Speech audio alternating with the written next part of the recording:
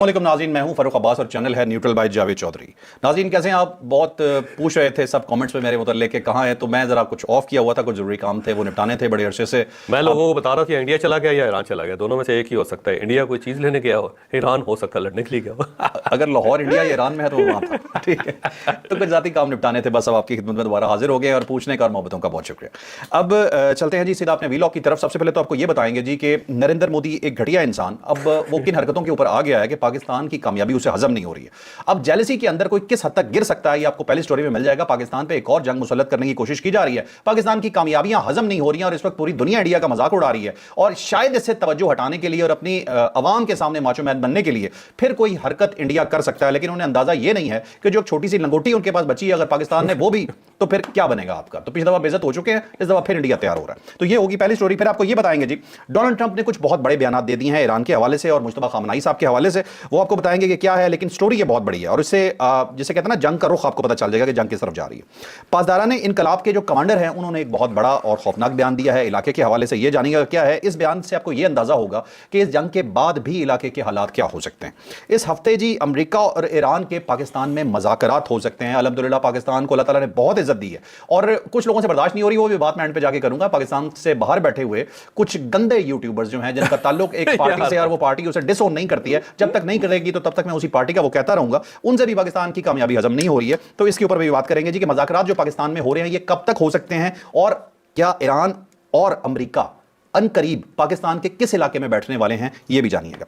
अफगानिस्तान ने जी हार मान ली है, लेकिन ये टॉपिक मैं आपको बिल्कुल एंड पे बताऊंगा कि इस टॉपिक के साथ हम क्या करेंगे। ये बहुत जबरदस्त टॉपिक है। फिर जी इसराइल ने एक खौफनाक साजिश की और वो साजिश बेनकाब हो गई है। वैसे तो एक घटिया मुल्क है जो एक शैतान या हुआ है, वो कोई अच्छा काम तो वैसे ही नहीं कर सकता, लेकिन आपको दो साजिशें आज हम बताएंगे जो एक ही दिन के अंदर पकड़ी गई हैं, वो भी डिटेल जानिएगा। और फिर अब तक ईरान ने कितना नुकसान किया है मिडिल ईस्ट में मतलब अमेरिका और इजराइल का कितना नुकसान किया है वो जानिएगा। और अब जो लेटेस्ट लहर जो चलाई है वो बड़ी खतरनाक लहर है, किसके नाम की गई है, कहां कहां मारा गया है, क्या क्या नुकसान किया गया है, ये जानिएगा। ये होगा आज का हमारा वीलॉग। और एंड पे आपको लाइक शेयर सब्सक्राइब का मैं हमेशा रिक्वेस्ट करता हूं, वो भी कर रहा हूं। और साथ आपको ये कि अगर आपको फेसबुक जो हमारा पेज है उसका लिंक शामिल होगा, उसे आपने फॉलो करना है। उसके साथ हमारा ट्विटर लिंक शामिल होगा, उसे फॉलो करना है। साथ आपने हमारा यूट्यूब का जो हमारा माजूद हूं कि हमारा जो व्हाट्सएप का लिंक है वो भी मौजूद होगा, वो भी लाजमी आप ज्वाइन कीजिएगा। आपके लिए तमाम चीजें बहुत इंफॉर्मेटिव रहेंगी। और अब चलते हैं अपने वीलॉग की तरफ। और हमारा सबसे पहला सवाल, घटिया मोदी जी ने क्या किया। अच्छा, उस तरफ आऊंगा, लेकिन कुछ छोटी छोटी खबरें हैं लेकिन उनके नताइज बहुत बड़े हैं। मैं चाहता हूं कि शुरू में हम वो बयान करते हैं। एक तो जद्दा के अंदर एक मीटिंग हुई है और ये सैफरी की मीटिंग हुई है, 3 बादशाहों के दरमियान ये मीटिंग है और बहुत बड़ी इस सारे सिनेरियो के अंदर इसका एक इम्पैक्ट है। एक तो जद्दा में जो मेज़बान हैं इनके, वो सऊदी वलीअहद थे, वो शहज़ाद मोहम्मद बिन सुलेमान, और उन्होंने इनकी मेज़बानी की थी। और फिर जॉर्डन के बादशाह आए किंग अब्दुल्ला दोम उसके अंदर, और फिर कतर के अमीर शेख तमीम बिन हमद अल सानी। और ये 3 जो लोग हैं बहुत ही इंपॉर्टेंट लोग हैं सारे सिनेरियो के अंदर। इनकी जो मीटिंग है वो बड़ी अहम है। इससे पहले इस्लामाबाद के अंदर मीटिंग हो चुकी है 3-4 वज़रा ख़ारजा के अंदर, वो पाकिस्तान मेज़बान था, 3 वज़रा ख़ारजा यहाँ पे आए थे। और एक जो प्रपोजल है वो जो हमने आज के सुबह के वीलॉग के अंदर दी थी कि प्रपोजल ये हो सकती है कि एक बोन ऑफ कंटेंशन जो है वो बेसिकली है आबनाए हुर्मुज़, और उसी का इशू है। अमेरिका चाहता है कि वो उसके कंट्रोल में हो, ईरान चाहता है कि उसके कंट्रोल में हो, और वही तनाज़े का बायस बनी हुई है। ईरान उसे लूज़ नहीं करना चाहता, अमेरिका उसके बगैर डायलॉग नहीं करना चाहता। तो एक ऑप्शन ये भी है कि उसे सरहद पाकिस्तान के हवाले कर दिया जाए, सिक्योरिटी पाकिस्तान उसको प्रोवाइड करे ताकि ट्रैफिक जो है वो रवा हो सके। और अमलन वैसे ये हो भी क्या हुआ है, अब जो है ना पाकिस्तान के जहाज़ गुजर रहे हैं, कुछ और 2 चाइनीज़ जहाज़ भी गुजर गए हैं, तो वो अगर पाकिस्तान के हवाले करती जाएगी और पाकिस्तान उसको गार्ड करेगा, उसकी सिक्योरिटी पाकिस्तान जिम्मेदारी ले लेगा, तो उसके बाद फिर डायलॉग दोनों के दरमियान आसान हो जाएगा। तो मेरा ख्याल एक प्रपोजल है और ये प्रपोजल यहाँ पे डिस्कस भी हुई लेकिन ओपन नहीं हुई, बाहर नहीं आई। अब उसके बाद जाहिर है फिर पाकिस्तान की एक बड़ी मजबूत शख्सियत के बारे में क्लेम किया जा रहा था कि यूएई गए हैं और वहाँ पे उन्होंने बड़ी अहम मीटिंग की है। अच्छा। और यूएई की गवर्नमेंट को राजी किया, कर रहे हैं वो, या राजी कर लिया उन्होंने। और उसके बाद ये बाकी जो अरब बादशाह हैं उनकी मुलाकातें हो रही हैं, इसीलिए मुलाकातें हो रही हैं कि एक पीसफुल सोल्यूशन निकाला जाए। बयान सारे यही हैं कि जी ईरान बड़ी ज्यादती कर रहा है और ईरान को ये चीज़ें नहीं करनी चाहिए और ईरान को कंट्रोल करना चाहिए और ईरान के खिलाफ हम अपना हक दिफा महफूज रखते हैं। लेकिन इसके पीछे जो चीज़ें चल रही हैं उसके अंदर अरबों का शामिल होना बहुत ज़रूरी है। तो जो सालसी कर रहा है पाकिस्तान, जो मुज़ाकरात हो रहे हैं उसके अंदर अरबों को शामिल भी किया जा रहा है। मुझे लगता है कि आबनाए हुर्मस के बारे में कोई डिसीजन, मेजर डिसीजन होने लगा। मार्को रूबियो जो है वो भी ये कह रहा है कि जंग खत्म भी हो गई तो आबनाए हुर्मस को तो हम हर सूरत खुलवाएंगे, कुछ भी हो जाए, चाहे हमें वेस्टर्न्स को अपने साथ मिलाना पड़े या कुछ भी हो। तो ये आबनाए हुर्मस अमेरिकन के लिए इतना टची क्यों हुआ? वो सबके लिए इंपॉर्टेंट है क्योंकि उसकी वजह ये है कि जो गल्फ की स्टेट्स हैं वहाँ से ऑयल और उसके बाद एलपीजी जो है और वो सारे वहाँ से गुजरते हैं। और दूसरा ये है कि पूरी दुनिया से माल जो है वो भी इन गल्फ स्टेट्स में जाता है, क्योंकि जहाँ पे पैसा होगा वहीं पे मंडी होगी। तो वो आमदोरफ्त जो है ना वो इधर से उधर से 135 जहाज रोज गुजरते हैं वहाँ से। इसका अंदाजा लगा लो कितना बड़ा वहाँ पे वॉल्यूम है ट्रेड का। तो वो जब बंद हो जाती है तो दो इफेक्ट्स के जो वेस्टर्न पावर्स हैं उनका माल वहाँ पे पहुँचना वो रुक गया, तो उनकी ट्रेड रुक गई, और वहाँ से जो तेल आना है और गैस आनी है वो रुक गई, तो बहुत मेजर नुकसान है। और वहाँ पे जो गल्फ स्टेट्स के अंदर जितनी ऑयल की और गैस की कंपनीज हैं उनके अंदर शेयर है अमेरिका का या वेस्टर्न कंपनीज का, तो वहाँ पे वेस्टर्न कंपनीज बैठी हैं तो उनको बहुत लॉस है उसका, तो वो हर सूरत उसको चाहते हैं कि खुल जाए। वैसे तो जो तेल अमेरिका खरीदता है वो सिर्फ 1% है, और 1% भी वो है जो उसके यहाँ पे अड्डे हैं, बेसिस है मुख्तलिफ जगहों पर, उसके लिए ऑयल जो इस साइड से आता है। तो लेकिन जाहिर है इसके बावजूद जो है वहाँ पे इनकी इन्वेस्टमेंट्स बहुत ज़्यादा है, और इनकी कंपनीज हैं जो तेल निकाल रही हैं तो उनके अंदर इन्वेस्टमेंट्स तो अलाइज का प्रेशर ज्यादा है, अमेरिका डायरेक्ट इफेक्ट नहीं हो रहा, अलाइज का बहुत प्रेशर डायरेक्ट इफेक्ट नहीं हो रहा, लेकिन डायरेक्ट इफेक्ट इस तरह हो रहा है, देखिए अगर $1 बिलियन ट्रिलियन डॉलर्स का लॉस हो रहा है आपको, तो अल्टीमेटली डायरेक्टली आप फिर इन्वॉल्व हुए ना, वो इसलिए उसको खोलना चाह रहा है। अच्छा, इसके साथ साथ ये है कि 2 चाइनीज जहाज भी आमनाए हुर्मस से इस वक्त गुजरे हैं, और ये पहले जुमे के दिन यहाँ से गुजरना चाहते थे लेकिन इनको इजाजत नहीं मिली, ये वापस चले गए। अब उनको इजाजत मिली है तो ये गुजर गए, मलेशिया की तरफ जा रहे हैं ये। और इसके साथ साथ ईरान के एक यतीम खाने के ऊपर भी हमला हुआ जिसके अंदर 2 अफराद शहीद हो गए हैं, 2 जख्मी हो गए हैं, और ताज़ा फिक्र ये है कि 230 बच्चे अब तक शहीद हो चुके हैं, और 800 बच्चे जो है 1800 बच्चे जो जख्मी हैं और बुरी तरह बेचारे जख्मी हैं। तो बच्चों को कम से कम स्पेयर करना चाहिए, और ये यूनिसेफ के अदाद-ओ-शुमार है जो है। और अब इसके साथ साथ जनाब ईरान ने जो अब तक हमले किए हैं खलीजी ममालिक के ऊपर वो 5200 है, 5200 हमले ईरान जो है खलीजी ममालिक के ऊपर कर चुका है 1 महीने के अंदर। ये बड़ी जबरदस्त किस्म की अमरीकी अड्डों पे खलीजी ममालिक के अंदर। ठीक हो गया, अब हम आते हैं अपने पहले इशू की तरफ। वो ये है कि एक हमारे जो इदारे हैं उन्होंने एक गुफ्तगू जो है इंटरसेप्ट की है, कुछ कम्युनिकेशन हो रही थी, और उसको इंटरसेप्ट करके उसको जब ट्रांसलेट किया गया, क्योंकि सारे कोड वर्ड्स में होता है, जब ट्रांसलेट किया गया, डिकोड किया उसको, तो ये पता चला कि इंडिया एक पूरा प्लान बना रहा है एक फॉल्स फ्लैग ऑपरेशन का, और जो लोग इस वक्त इंडियन जेलों के अंदर कैद हैं वो पाकिस्तानी है। ज़ाहिर है कोई बॉर्डर क्रॉस करते हुए पकड़ा गया, कोई गलती से बॉर्डर क्रॉस कर रहा था, कोई मछेरे होते हैं जो समंदर के अंदर मछलियाँ पकड़ रहे होते हैं, उनको नहीं पता चलता है कि किस वक्त हदूद जो है दूसरे मुल्क की स्टार्ट हो गई है, वो चले जाते हैं, उनको गिरफ्तार कर लिया जाता है। कुछ इसके अलावा जो है वहाँ पे कुछ एक्टिविटीज़ पुराने करते रहे थे उनको भी गिरफ्तार कर लिया गया। तो बहुत ज़्यादा लोग इंडिया के पास इस वक्त जेलों के अंदर है। तो इंडिया प्लान ये कर रहा है कि इन सबको जेलों से रिहा किया जाए, और रिहा करने के बाद या इनको वैसे ही जेलों से बाहर मतलब जेल ब्रेक करके, जी वो जेल ब्रेक हुई है निकल गए हैं, और उसके बाद फिर जम्मू कश्मीर ले जाके वहाँ पे एक पूरा प्लान बनाया जाए, एक ड्रामा बनाया जाए कि यहाँ पे अटैक किया उन्होंने, कोई फौजी तनसीबात है उसके ऊपर अटैक कर दिया, किसी शहर को आग लगा दी है, वहाँ पे बम ब्लास्ट कर दिया, इस टाइप का, या एक सीरीज ऑफ बम ब्लास्ट है जिसके अंदर ज़ाहिर है कि 200-400 लोग भी मारे जाएंगे, और बहुत ज़्यादा यलकार होगी एक ना मीडिया की, और एक खौफनाक किस्म की सूरत पैदा हो जाएगी। तो उसको बेस बना के फिर हम पाकिस्तान के ऊपर अटैक कर देंगे, या अपनी अफवाज जो है उसको मशरकी बॉर्डर्स के ऊपर ले जाएंगे। मशरकी बॉर्डर पाकिस्तान का मशरकी बॉर्डर, इंडिया को तो मगरबी बॉर्डर होगा ना इस साइड पे, तो वो अपनी फौज को यहाँ पे ले आएंगे। उसके 2 फायदे होंगे इंडिया को। एक तो हमारी जो इंटेंशन है पाकिस्तान की इस वक्त सफारतकारी में लगे हुए हैं बहुत बड़े लेवल पे, हमारी वो अटेंशन डाइवर्ट हो जाएगी।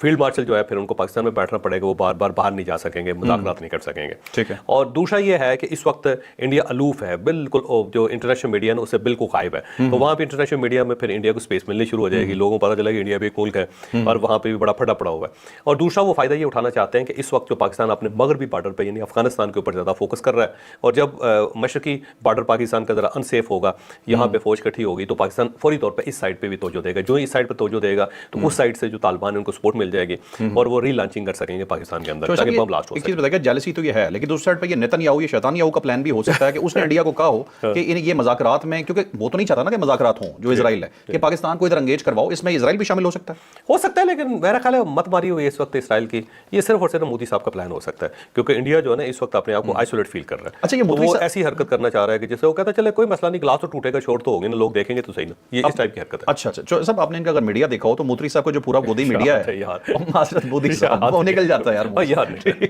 यही ले रहे। रोजाना इनकी एक बड़ी मजे की खबरें आ रही होती हैं कि आज अमेरिकन प्रेसिडेंट से बात की, आज फलाने ने हमें कॉल किया, आज फलाने हमें कॉल किया, जैसे बोलते हैं कच्चा हो जाता है बंदा। हाँ, वो कमजोर हो गया बेचारे यार, मई के बाद मत मारी गई इनके, और पाकिस्तान का हर आने वाला दिन पहले से बेहतर हो रहा, मजीद तो तकलीफ उनको। अगर फर्ज करो आपने हुर्मस के ऊपर पाकिस्तान पाकिस्तान का कंट्रोल हो जाता है तो इंडिया के जहाज पे पाकिस्तान से परमिशन लेनी पड़ेगी मरने का मुकाम हो। ठीक है, ठीक। चलें चलते हैं जी नेक्स्ट टॉपिक पे। नेक्स्ट टॉपिक हमारा जी, मैं कहता हूँ बहुत ही बड़ी खबर है ये, ट्रंप साहब के हवाले से, ईरान के हवाले से, मुस्तफा खमनाई साहब के हवाले से उन्होंने कुछ बातें की हैं और वो जानते हैं कि क्या है। अब देखिए दो चीज़ें हैं, एक तो उन्होंने कहा है कि जनाब रजीम चेंज हो चुकी है ईरान की, जो हम तब्दील करवाना चाहते थे, नए लोग आए हैं, सेंसिबल लोग हैं और इनके साथ हमारे मुज़ाकरात हो रहे हैं। उन्होंने कहा जी चंद दिनों में हम बताएंगे कि मोहम्मद बाकर कालीबाफ जो स्पीकर हैं उनके, वो हमारे साथ मुज़ाकरात कर रहे हैं या नहीं कर रहे, और हुकूमत की तब्दीली के साथ जो है ना नए लोग जो आए वो माकूल है, और उनके साथ हमारे मुज़ाकरात चल रहे हैं। अनकरीब इस बातचीत का कोई ना कोई रिजल्ट निकलेगा। साथ उन्होंने इंकशाफ किया है या फिर उन्होंने एक दरफुंतनी कहते हैं वैसे उर्दू में ना, एक अजीबोगरीब सा लफ्ज़ होता था पहले, उन्होंने वो छोड़ दिए और उसका मतलब ये है कि बस एम सी कोई बात है जिसका कोई सर पैर नहीं है। तो उसमें उन्होंने कहा जी जो मुस्तफा खमनाई साहब है ना उनके बारे में पक्की इतला तो नहीं है, लेकिन ये पता है कि वो बहुत ज़्यादा ज़ख्मी है और वो पता नहीं जिंदा भी है या नहीं, इस टाइप की उन्होंने बात की है। और कहते हैं जी अलकरीब हालत खराब है उनकी, हालत खराब। तो उन्होंने कहा जी हालत खराब। अब ये ना जो नई रजीम है ना, जिसको नई रजीम कह रहे हैं, तो एक तो वो जो कालीबाफ है उनका जिक्र करते हैं, मोहम्मद बाकर कालीबाफ, और एक दूसरे मोहम्मद बाकर भी हैं जो जुल्कदर, जो नए सेक्रेटरी बने हैं उनकी नेशनल सिक्योरिटी काउंसिल के, सुप्रीम नेशनल सिक्योरिटी काउंसिल के, ठीक है। और ये अली जानी साहब की तरफ की जगह आए हैं। तो अली लारी जानी साहब की जगह जब आए हैं तो उसके बाद उसको वो खामोश है, वैसे उन्होंने अभी तक कोई बयान नहीं दिया। तो ऐसा इंप्रेशन दिया जा रहा है डोनाल्ड ट्रंप की तरफ से कि जी ये बड़े माकूल आदमी है, इनसे हमारी बातचीत चल रही है। जो पहले अली लारी जानी साहब थे, ये लोग थे, ये माकूल नहीं थे। तो एक इंप्रेशन सा क्रिएट करके ना वो दुनिया को मुतासर करना चाहता है, देखें जी बड़े अच्छे लोग आ गए, इनके साथ हमारा डायलॉग चल रहा है, अब हमारा मामला ठीक हो गया, बस निकल जाएंगे यहाँ से। लेकिन मुझे लगता है कि आपने हुर्मुज़ पाकिस्तान के मत्थे मारेंगे कि जी आप इसको कंट्रोल करें, और उस पर पाकिस्तान के लिए बड़े फख्र की बात है, और जंग भी नहीं होगी इसमें। और फिर उसके साथ साथ जो है ये मुज़ाकरात करके, क्योंकि अब ये इतला आ रही है कि इसके ऊपर गुफ्तगू चल रही है 15 निकात के ऊपर, और वो अमेरिका माइल्ड हो रहा है उसके अंदर। अच्छा। पीछे से बहुत सारी चीज़ें जो निकलती चली जा रही हैं। ठीक है, ठीक यूँ ये फाइनल हो जाएगा तो उसके बाद वो अल्लाह बिली हो जाएगा। और इस दौरान अगर कोई वाक़या हो गया, खुदा ना खास्ता, क्योंकि ये जो नेतन्याहू है ना, ये बड़ा खौफनाक आदमी है, आपने बात दुरुस्त की है, और वो नहीं चाहता कि जंग रुके। उसने अगर कोई वारदात डाल दे, कोई दुनिया का कोई बड़ा सरबराह असैसिनेशन हो जाती है उसकी, या कोई अटैक हो जाता है किसी के ऊपर, और बड़ा अटैक हो जाता है, तो फिर ये जंग नहीं रुक सकती, फिर ये काम लंबा हो जाएगा। अच्छा चौधरी साहब, ये जो शैतान याहू है और उसके साथ ये जो जंगली भैंसा या आठवां अजूबा जिसे आप कहते हैं, ठीक है ना, ये ट्रंप ये मिले हुए हैं या वाकई ही ये कुछ और करता है जो याहू है? अब बेसिकली फंस गए हैं सारे, ये दोनों फंस गए हैं, दोनों फंस गए हैं। गेम तो इनकी दोनों की इकट्ठी थी, वो बेसिकली तो तेल की दौलत पे कब्जा करना चाहते थे। तो अब ये फंस गए हैं। ये कहते हैं जी कि हमने जो स्ट्रक्चर है इसका एनर्जी का उस पर अटैक नहीं करना, ट्रंप ने रोका हुआ, लेकिन वो फिर भी कर देता है नेतन्याहू। वो जानबूझ के करता है ना जी, कि ईरान भी करे, तो ईरान भी कर देता है, तो उससे नुकसान हो रहा है। तो ट्रंप शामिल है उसके साथ? नहीं, ट्रंप शामिल नहीं है। मुझे लगता है ट्रंप शामिल है। ट्रंप को पता है कि अगर ये हो गया, मामला बिखर गया, तो मैं कंट्रोल नहीं कर सकूंगा। लेकिन ये दोनों कोई ना कोई है। अब मसला सिर्फ ये है कि अक्टूबर के अंदर इसराइल के अंदर इलेक्शन हो रहे हैं, नेतन्याहू ऑलमोस्ट वहाँ पे डिफेम हो गया हुआ है, उसकी फाइल्स भी निकल आई बीबी फाइल्स जो है ना, तो वो भी है। और इसके अलावा जो है वो करप्शन के चार्जेस बहुत ज़्यादा हैं, और उसने बड़ी मुश्किल में फंसाया वो लोगों को। तो वो मेरा नहीं ख्याल करिए इलेक्ट हो सकेगा, ये उसकी पार्टी हो सकेगी। अब दूसरी साइड पर नवंबर में अमेरिका के अंदर मिड टर्म इलेक्शन है, और अगर ये ट्रंप जो है वो इसी तरह फंसा रहता है या उसके पास कोई विक्ट्री नहीं होती, तो वो रिपब्लिकन ये इलेक्शन हार जाएंगे, कांग्रेस में फारिग हो जाएंगे, कांग्रेस से बिल्कुल फारिग हो जाएंगे, फिर तो कख इनके पास ही बचेगा। तो ये मेरा ख्याल है इन दोनों की विक्ट्री के लिए ये जंग बड़ी जरूरी है, तो इन्होंने मिल मिला के ये काम किया हुआ। चलें ठीक है, चलें अब चलते हैं जी नेक्स्ट स्टोरी पे जी। अब नेक्स्ट स्टोरी पे एक जुमला है जी कि ईरान जंग करता है तो पता लगता है।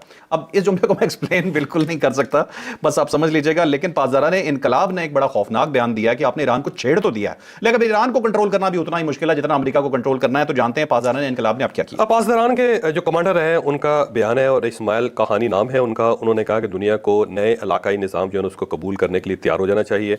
और ये खबर जो है AFP जो फ्रेंच न्यूज़ एजेंसी उन्होंने दी है, और उस पर उन्होंने कहा है जी कि हिजबुल्लाह और यमन जो कार्रवाई कर रहे हैं दोनों साइडों से, और ये अनकरीब जो है एक नया सिस्टम। ये देखो ईरान ने कमाल ये किया है कि दो बेसिकली आबनाए हैं, उनको उर्दू में सबसे ज़्यादा आसान कर देते हैं, स्ट्रेट्स जिनको कहते थे। ठीक है, तो ये दो हैं और दोनों के ऊपर ईरान बैठा हुआ है। एक साइड से आबनाए हुर्मुज़ है जहाँ से 20% ऑयल निकलता है, यहाँ से जाता है, ठीक है ना, वर्ल्ड में।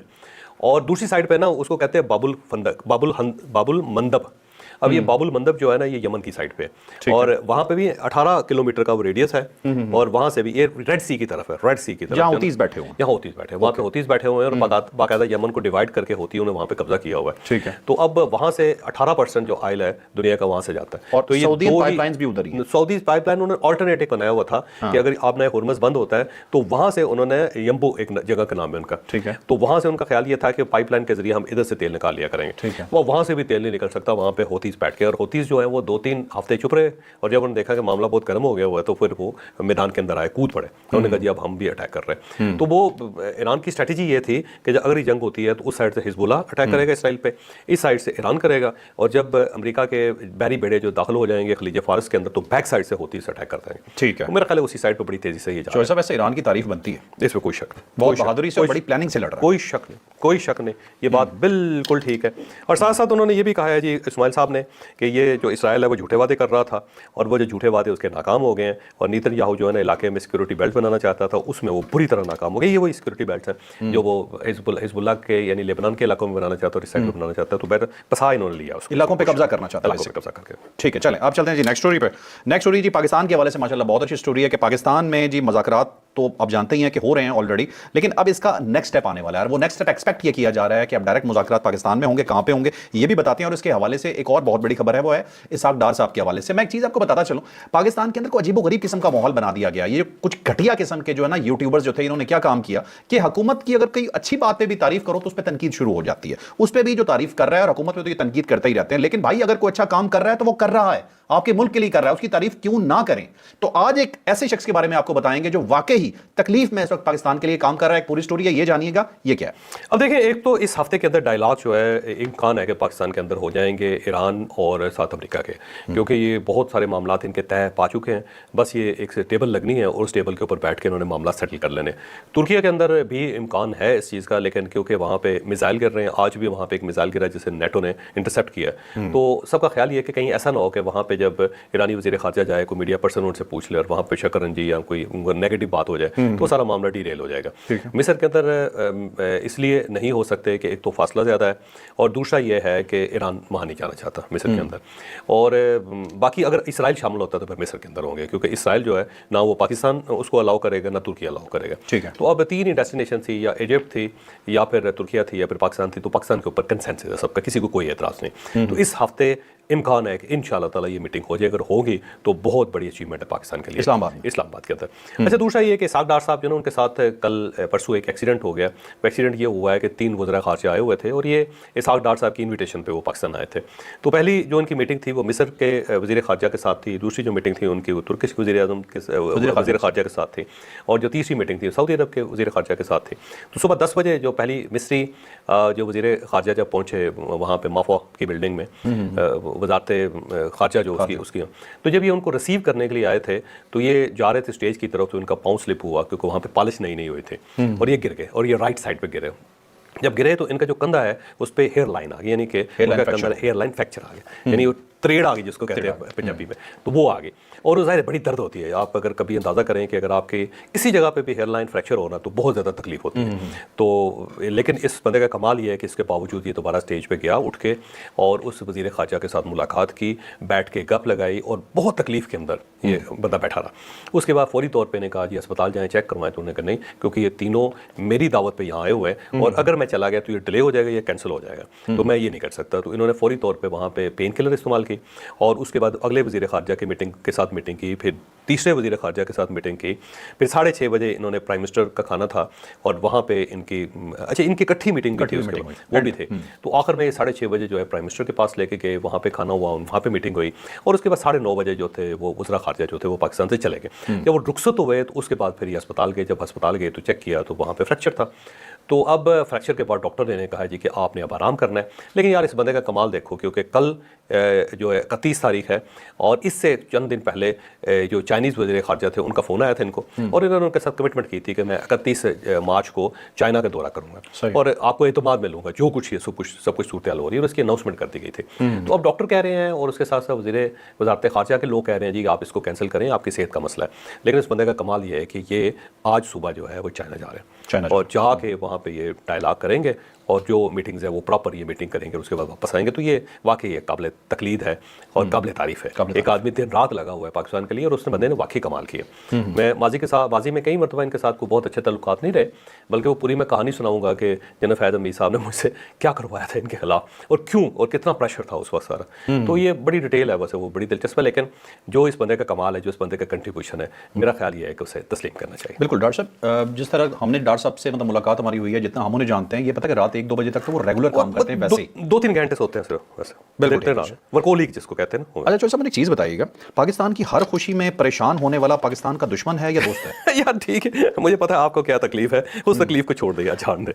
नहीं, ये जो आपके दोस्त हैं और या मकबूल जान, ठीक है, उनके जो ख्वाब भी देखते हैं, इन्हें कभी को खूनी ख्वाब आ जाते हैं, कभी इन्हें को ख्वाब आते हैं कि बाएं हाथ से बाजवा साहब ने फाइल पकड़ी और वो गुस्ताखी होगी। मतलब ख्वाब में आपका ख्वाब, आपके ख्वाब में आपने किसी को देखा, यार ख्वाब में कोई कंट्रोल हो सकता बंदे का, मुझे बता दो। तो इन्होंने गुस्ताखी कैसे बना दी? तो यार हर आदमी का अपना व्यू है, मेरा दोस्त है वैसे मोरिया साहब, मैं उनकी इज्जत करता हूं। आपको लगता है कि ये अभी मतलब हैं हमारे सीनियर है, उन्हें कुछ कहते नहीं है, अल्फाज में बड़े एहतियात से इस्तेमाल कर रहा हूं, लेकिन औरिया मकबूल जान जो बातें कर रहे हैं सुद फौज के खिलाफ, पाकिस्तान के खिलाफ, कोई अकल की बात है? यार हर आदमी का अपना व्यू है यार, फिर मैं कहता हूँ कि हर आदमी का पूरा हक है कि वो क्या व्यू देना चाहिए। घटिया भी हो लेकिन व्यू है। नहीं यार देखो ना, आप भी तो बात कर रहे हो ना, मैंने आपको रोक रहा हूँ, जब आपको नहीं रोक रहा तो उनको मैं कैसे रोक सकता हूँ? मैं उस तरह की बातें नहीं करता कि मुझे रोका जाए। अच्छा चलिए आगे चलते हैं। चलिए मुझे बताइए ईरान की जो नई लहर है साहब, उसके बारे में बताओ। अब देखिए 87वीं लहर है और ये इसके अंदर जो निशाना बनाया जा रहा है वो है एक कमांड एंड कंट्रोल सिस्टम है उनके, और इसके साथ साथ ड्रोन हैंगर्स है और फिर वेपन सपोर्ट तनसीबात हैं। और ये अमेरिका और इसराइल की जो फौज इस वक्त बैठी हुई है या उनके पायलट्स बैठे हुए हैं, जहाँ पे छुप के बैठे हुए हैं, उनके ऊपर ये अटैक किया जा रहा है। और ये दोनों जगहों पर किया जा रहा है, इस वक्त इसराइल के अंदर भी अटैक किया जा रहा है और साथ साथ जो खलीजी ममालिक के अंदर जो बेसिस हैं उन सब के ऊपर भी अटैक जो है वो जारी और सारी है। और जो लहर है इसका नाम रखा गया है रियर एडमिरल तंगसेरी, जो इनके कमांडर थे नेवी के जो शहीद हुए हैं पिछले दिनों। तो तंगसेरी साहब जो है, तंगसेरी साहब, उनके उन नाम के ऊपर ये इन्होंने मिसाइल चला रहे हैं इस वक्त। अमाद मिसाइल है, क्याम मिसाइल है और खुरमशहर 4 जो है ये मिसाइल है, और इस वक्त इन्होंने लॉन्च कर दिए। सुबह पता चलेगा कि क्या क्या उन्होंने तबाही फैलाई है। बिल्कुल ठीक है, चलें जी। अच्छा एक स्टोरी हमारी और थी जी, वो है अफगानिस्तान ने हार मान ली है बाकायदा, मतलब जितनी शौकियां थी उन्होंने मारनी थी मार ली, इंडिया के साथ मिलकर साजिशें कर ली, सब कुछ हो गया। इसके मुतालिक एक बहुत बड़ी खबर है, वो खबर हम आपको बताएंगे। आपका जो हमारा अगला वीलॉग होगा जो दिन के टाइम लगेगा, सुबह के टाइम, उसके अंदर उसकी डिटेल शामिल होगी, वो देखना आपने बिल्कुल नहीं भूलना। और साथ एक रिक्वेस्ट हुकूमत पाकिस्तान से भी है जी कि पाकिस्तान जब भी कुछ अच्छा कर रहा हो और उस वक्त उसके खिलाफ जो बोल रहा हो वो पाकिस्तान का दोस्त तो किसी सूरत नहीं हो सकता। तो इस वक्त जितने वो यूट्यूबर्स जिनका ताल्लुक पीटीआई से है, जो कहते हैं कि पीटीआई से है और पीटीआई डिसओन नहीं करती, तो जब जैसे ही पाकिस्तान अपने तमाम मामला से फ्री होता जाए तो सबसे पहले जो काम करना चाहिए वो इन लोगों को अकाउंटेबल करना चाहिए। हम पाकिस्तानी हैं, हम बहुत खुश हैं कि पाकिस्तान तरक्की कर रहा है, लेकिन इस वक्त जो पाकिस्तान को गाली देगा ना हम माफ करेंगे और ना ही चाहते हैं हुकूमत पाकिस्तान उसे माफ करे। तो लाइक शेयर सब्सक्राइब। एक स्टोरी रहेगी इसराइल की, दो खौफनाक साजिश है, 2 वाकयात हुए। आज एक कुवैत के ऊपर हमला हुआ है, डिसैलिनेशन प्लांट है वो तबाह किया गया है, और अब ईरान की तरफ से ये खबर आई है कि हमने ये हमला नहीं किया, ये हमला किसी और ने किया और ये बड़ा वहशाना है और हम इस किस्म के हमले नहीं करते। इसका मतलब ये हुआ कि ये हमला इसराइल से किया गया और वो चाहता है कि मुसलमान आपस में लड़े। दूसरा हमला जो है तुर्की की तरफ हुआ है, मिसाइल एक फायर हुआ है जिसको नेटो ने डिफेंड किया है और उसको इंटरसेप्ट किया है, और उसके ऊपर अभी तक ईरान खामोश है। लेकिन हमारा ख्याल ये है कि ये भी इसराइल की तरफ से है, क्योंकि बार बार इसराइल ऐसी हरकतें कर रहा है कि मुसलमान आपस में लड़ पड़े, और मुसलमान इतने समझदार हैं कि नहीं लड़ रहे। कमाल है बस। बिल्कुल ठीक है जी, और माशाल्लाह इसमें भी पाकिस्तान का बहुत बड़ा किरदार है, तो बीइंग अ पाकिस्तानी बहुत खुशी हो रही है जी। तो लाइक शेयर सब्सक्राइब करना बिल्कुल नहीं भूलना। इजाजत दीजिए, अल्लाह हाफिज़। पाकिस्तान